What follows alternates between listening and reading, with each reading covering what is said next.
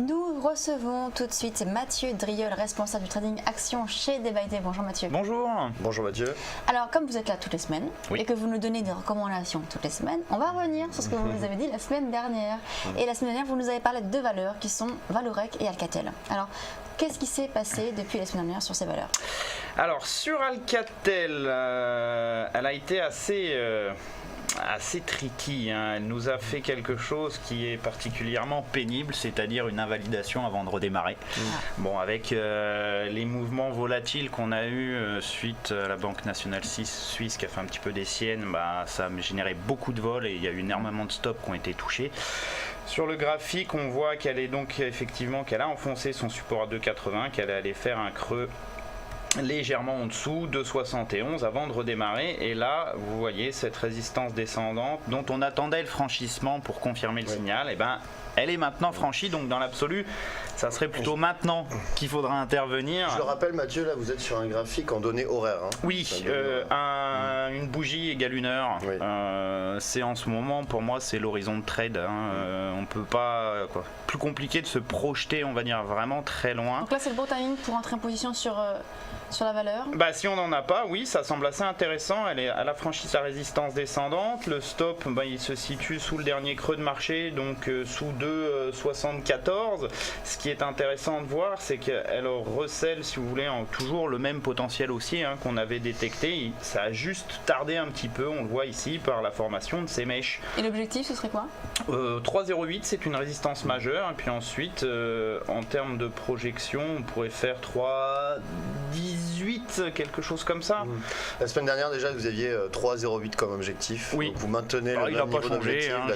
J'ai pas de nouveaux éléments en tout cas pour me permettre de viser plus haut.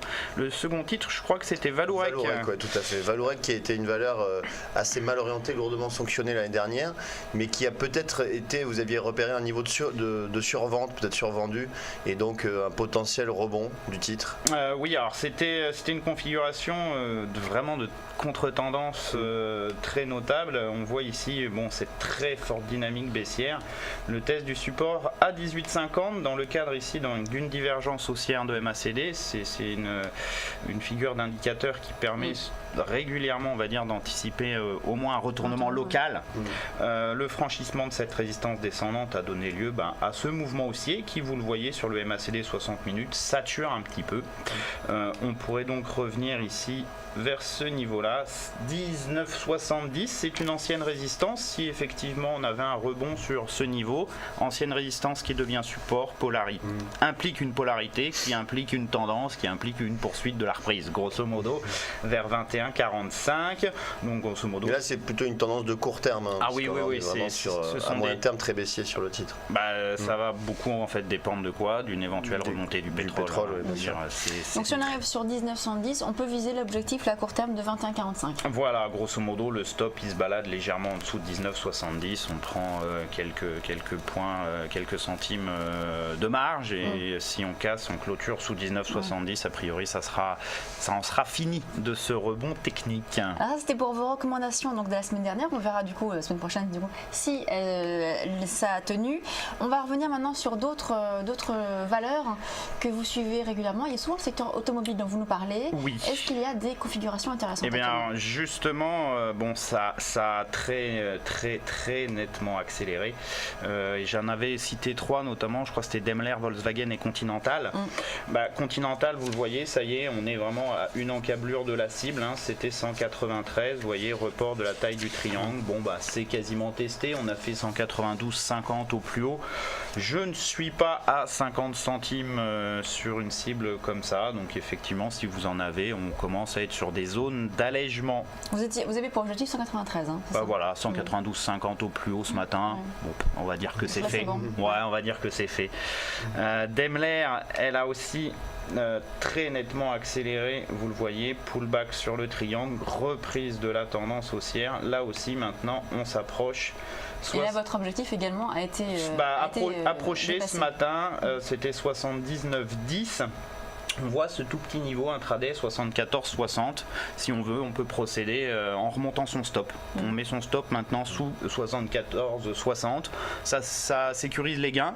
Et puis bon, après si on est stoppé, on est stoppé. Si on va jusqu'à 76,10, on aura gratté quelques pourcents. Et puis on laisse sa chance au trade de toucher son objectif. La dernière, c'était Volkswagen. Bien là aussi, vous le voyez, la sortie de triangle a été très nette. On a encore un petit bout de chemin entre 197,90 et 200,65. Il est vrai que Volkswagen était parmi les 3 valeurs d'automobile était la plus faible, on va dire, entre guillemets, la plus en retard, la moins forte, on va dire. Voilà. Parce que c'était, et donc elle tarde. Vous le voyez, de toute façon, elle est un peu plus loin que les 2 premières de ses cibles. Alors c'est intéressant de savoir justement votre stratégie sur le money management. Là maintenant on a eu cette belle impulsion sur la semaine dernière, est-ce que donc vous conseillez justement de laisser en position ou alors de prendre ses gains et puis repartir sur d'autres actifs? Je conseille surtout de sécuriser ses gains, c'est-à-dire remonter les stops. Au minimum au prix d'entrée. Donc on sort pas de la position. Pas forcément, on n'est pas obligé, on est encore sur des trains qui sont haussiers, on n'a pas en soi de signe de faiblesse même intraday, puisque vous le voyez par exemple sur Volkswagen, pour avoir un premier signe de faiblesse, il faudrait casser cette zone des 192,50 qui est la zone du dernier creux intraday. Tant que ça c'est pas cassé, on est toujours sur ce mouvement haussier qui se poursuit, donc on laisse sa chance à la dynamique de se prolonger, mais remonter ses stops pour, on va dire, bloquer quoi qu'il arrive et faire un trade gagnant, c'est pour moi la meilleure des solutions. Ça tranquillise, on est sûr de sortir en gain quoi qu'il arrive, et puis on ne sait jamais, on peut peut-être optimiser vraiment son prix d'entrée sur les résistances. Alors il y a d'autres valeurs également dont on va parler ce matin. Quelles sont les valeurs que vous avez sélectionnées? Alors, je voulais déjà revenir rapidement sur le Stoxx 600, qui est un indice pour moi, donc c'est l'indice européen le plus large. C'est donc celui, si vous voulez, qui a le moins de pondération. Qui regroupe les 600 plus grosses capitalisations. Voilà, donc on est sur quelque chose, on va dire, c'est l'équivalent du S&P 500 aux États-Unis. Et on avait eu un signal aussi au franchissement de 450, cette zone de résistance majeure. Ici, on voit de nombreux tests de cette zone, donc signal haussier, sauf qu'on n'est pas loin du terme, en tout cas d'une cible, qui est la projection de la précédente jambe de hausse, vous voyez au point bas. Ça donne 357,80. Donc on n'est pas loin de cible sur le Stoxx 600. Donc entre guillemets, c'est a priori pas le meilleur moment pour rentrer à l'achat. Vaut mieux essayer d'attendre une petite consolidation, un retour par exemple vers 450 pour là pouvoir initier des positions, on va dire, dans un ordre plus général, des positions avec un meilleur timing. Il y a une valeur qui m'avait intéressé, qui m'intéresse entre guillemets toujours, mais là c'est une configuration, on va dire, qui est plus moyen terme. Donc le timing, entre guillemets, la finesse du timing est, on va dire, un poil moins importante, puisqu'on va essayer de porter la valeur en swing sur là plusieurs semaines. C'est Nokia. Dynamique haussière assez forte, jusqu'à la résistance majeure à 6,83. Donc c'est une résistance, vous voyez, qui date de 2010 et qu'on a travaillé à de très nombreuses reprises ces derniers mois dans le cadre ici d'une compression en triangle. Ces triangles sont des figures généralement de continuation, des fois c'est des retournements, bon, c'est une chance sur deux. Je fais confiance ici à la tendance de Nokia puisqu'elle est forte, la tendance est très très propre, et surtout j'ai ici un niveau de support à 6,33 qui est particulièrement intéressant. Alors ce matin elle est en légère progression, on teste en fait quoi? Ce gap, les précédents sommets, la borne haute du triangle, donc en termes de timing c'est peut-être pas l'idéal, il faut peut-être attendre un petit pullback intraday, on va dire par ici vers 6,60, mais comme tout pullback c'est pas une certitude, donc on prend le risque de ne pas rentrer. Ce qui m'intéresse sur Nokia, c'est que si on a ce petit pullback, le stop lui est très très clair sous 6,33, et surtout ce qui m'intéresse c'est l'upside, c'est-à-dire que dès qu'on aura franchi 6,83, c'est la zone 7,70, 7,75 que l'on va viser, donc on aura beaucoup d'upside. Voilà, donc, mais ça c'est plus du swing. Là pour le coup on rentre et on attend, et donc le marché peut évoluer, etc. Elle va avoir son propre rythme et on va essayer de dégager, on va dire, une plus-value un peu plus importante, mais position un peu plus longue. Une autre valeur intéressante, Eurazeo. Oui, Eurazeo. Alors j'ai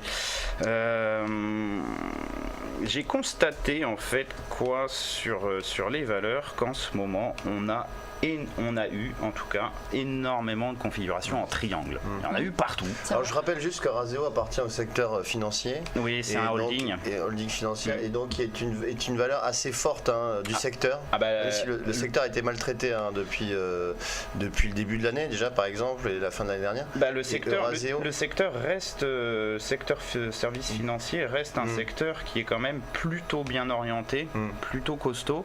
Même si Eurazeo fait pas partie du secteur que l'on choisit, elle est dedans implicitement. Et en fait, ces configurations ici en triangle, on en a eu beaucoup, que ça soit Daimler, Volkswagen, l'automobile, excusez-moi. C'est pas le matériel. Il y a par exemple, vous avez Allianz aussi, valeur de l'assurance, très beau triangle. Il y a eu Valeo, il y en a eu plein. Ils ont tous fonctionné. Donc, je retrouve un triangle, je me dis qu'il va fonctionner. Eurazeo ici, la borne haute, elle est très très propre. On voit ces très nombreux tests, que ça soit sur cette période de septembre ou plus récemment décembre et puis début janvier. Pour moi, effectivement, une clôture au-dessus de 59 me valide la sortie du triangle et une impulsion haussière en direction de 64,60, la résistance majeure de Razeo. Si on bascule sur un horizon de temps un peu plus intraday, on est tout proche. Vous voyez, on travaille cette zone, donc on est tout proche du signal, soit de façon de traiter maintenant, soit on attend un petit pullback, un retour vers le milieu du triangle pour se rapprocher de quoi ? Du stop, qui est sous ce dernier creux de marché, sous 56,40. Donc on essaye d'attendre par exemple un petit retour vers ici, 57,60. Ça permettrait d'avoir un meilleur prix d'entrée et donc un risque plus faible.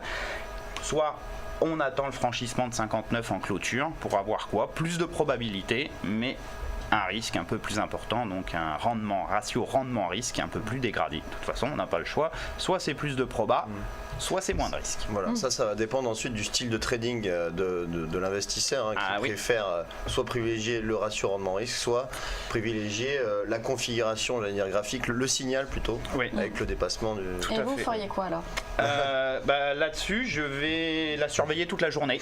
Voilà, j'ai pas le choix. Vous ne voyez pas. Non, mais en fait, on est là, on vaut 58,88. Je suis à 12 centimes du signal. Je la regarde. Toutes les 5 minutes, je jette un œil. Si elle franchit la résistance. Je paye. Vous prenez. J'ai pas le choix puisqu'elle veut pas de pullback. Donc si elle fait pas de pullback et qu'elle me donne le signal aussi tout de suite, je me dis tiens, elle est forte, elle démarre et puis j'en prends. On y va. Pas le choix. Merci beaucoup Mathieu Driol, responsable du trading action chez Day by Day. Merci pour ces recommandations. On va marquer une pause et on se retrouve dans quelques instants pour la suite de Direct Investisseur.